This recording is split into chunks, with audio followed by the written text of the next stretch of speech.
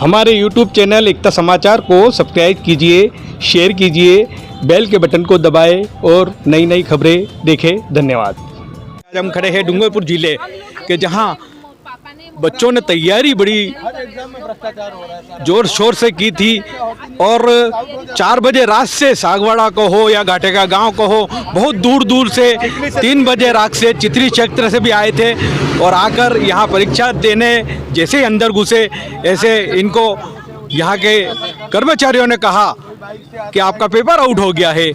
तो इसके अंदर हमारे बीच, तो बताइए टीएसपी क्षेत्र के बारे में क्या कहना चाहते थे आप? मैं तो टीएसपी क्षेत्र के लिए यही कहना चाहता हूं कि हमारा जो अलग से ही पेपर टीएसपी क्षेत्र का बने और नॉन टीएसपी का भी पेपर अलग से बने, ताकि ऐसा बार बार पेपर आउट नहीं होए और अच्छी पारदर्शी से पेपर होए।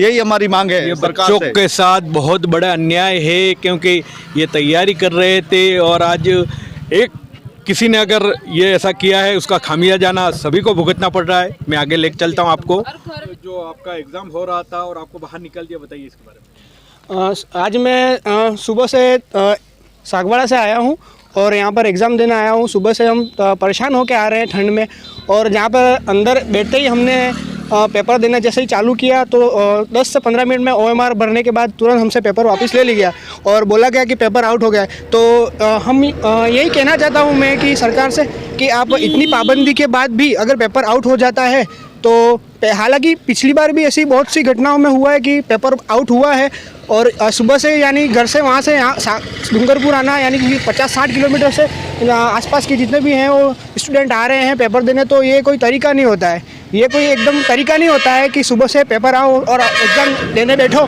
और वापस आपसे ले लिया जाए। तो मैं सरकार से यही कहना चाहूँगा कि अगर ये जो घटना हो रही है, इनमें जो भी पेपर आउट करने में सम्मिलित हैं उन सब के खिलाफ कड़ी कार्रवाई होनी चाहिए। कड़ी यानी कि ऐसी कार्रवाई होनी चाहिए कि उनको भी आगे दूसरी बार कहीं पेपर में अगर ऐसा आउट करने का उनका विचार हो तो पहले 10 बार वो सोचें कि हमें ये करना चाहिए, कि इसके खिलाफ एक कड़ा कानून होना चाहिए। क्योंकि हम बहुत 3 से 4 साल हो गए हम ये पेपर की तैयारी कर रहे हैं और ये इस तरह से आउट होना यानी कि बहुत हमारे लिए दुखदायक घटना है। सागवाड़ा से आए। सागवाड़ा से आए, तो आपको क्या दिक्कत हुई और अभी बताइए। दिक्कत तो बहुत हुई है और जो इसके लिए दोषी है उसको ही सज़ा मिलनी चाहिए। जो निर्दोष हैं उनको ये सज़ा नहीं मिलनी चाहिए। जिन्होंने 1 साल से 2 साल से लगे हुए हैं उनके लिए ये बहुत दुखदायी है। हम घाटा का गाँव से आए और इतनी दूर से आए और हम सुबह से परेशान होके आए ठंड में, और यहाँ पे आके फिर ये पेपर 10 मिनट देने के बाद हमारे पेपर आउट हो गए। ओ मार्कशीट पेपर भी ले लिया और हमें ये परेशान कर रहे हैं। यानी दूसरों बच्चों की सज़ा हमें क्यों मिल रही है? हम लोगों को दूसरे बच्चे जो करते हैं उनको दो ये सज़ाएं। यूँ सरकार से क्या चाहते हो आप? हम सरकार से यही चाहते हैं कि टीएसपी क्षेत्र की अलग से परीक्षा होनी चाहिए। दूसरों के जो दूसरे नुकसान कर रहे हैं उनके साथ में हमारा नहीं होना चाहिए। हम यही कहते हैं गवर्नमेंट से। Thank you. का एग्जाम देना आए थे, सुबह 5:30 बजे उठ के इतनी सर्दी में बाइक पे परेशान हो गए। तो हमारा यही है कि आप ज़्यादा से ज़्यादा इसको पारदर्शिता लाए और जो भी पेपर रद्द हो रहे हैं उस पर थोड़ा सा कड़े कानून बनाए, पेपर रद्द ना हो, पेपर लीक ना हो, नहीं तो ऐसे ही अभ्यर्थियों को परेशानी होती है। और टीएसपी और नॉन टीएसपी दोनों का अगर अलग अलग बोर्ड बन जाता है तो अगर टीएसपी का रद्द होता है तो टीएसपी का ही करना पड़ेगा। नॉन टीएसपी वाले को बच्चों को नुकसान नहीं होगा, और यही नॉन टीएसपी में होता है तो टीएसपी वालों को नुकसान नहीं होगा।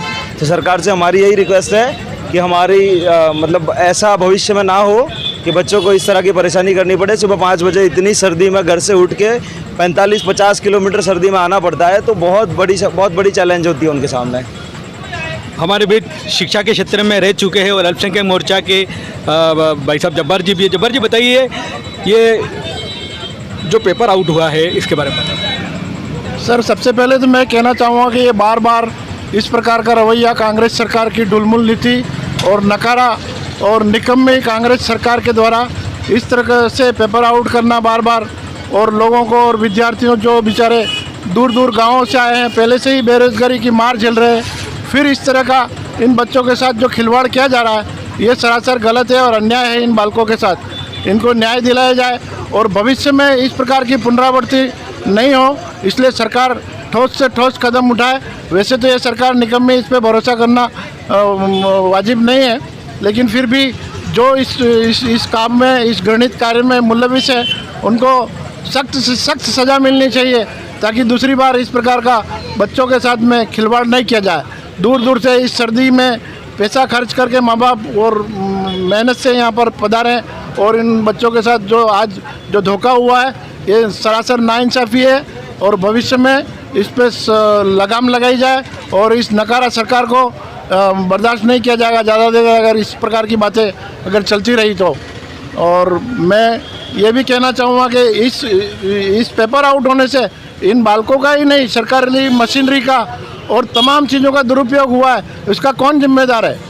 भविष्य में ये सरकार को समझना चाहिए और इस प्रकार की छात्रों के साथ धोखाधड़ी नहीं होनी चाहिए। धन्यवाद। बहुत बहुत धन्यवाद साहब।